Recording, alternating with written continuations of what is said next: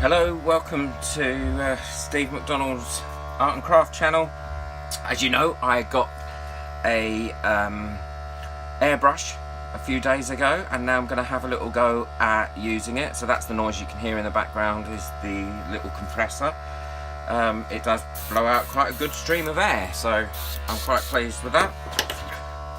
So I'm going to start with a nice big puddle of 99% alcohol here, and I'm going to put a couple of drops of Senorita Magenta in the middle of it,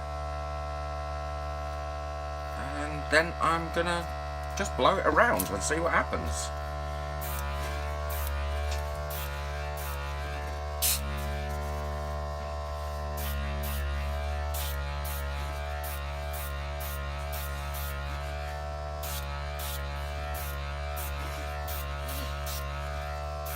Yeah, it does blow it around quite well.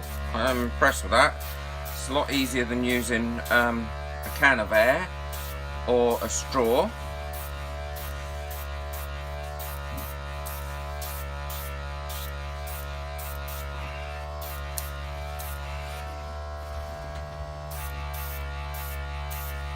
And you can go from the outside and blow it in, or you can go from the inside, blow it out. And as you can see, where it's drying, when it drops, it gives quite a nice pattern. So I have got quite a lot of splashes, so you can either leave those, I quite like those, or you can just push some ink over it, or put some alcohol over it, and just play around with it. Yeah, I'm quite liking that. And as you can see with this Senorita Magenta, it does dry a very different colour than it goes on the page with. So let's quickly dry that. And that's what it looks like dry.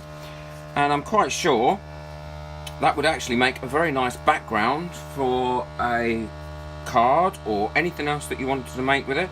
You could stamp over the top of that, and there we go. Great, I really like that.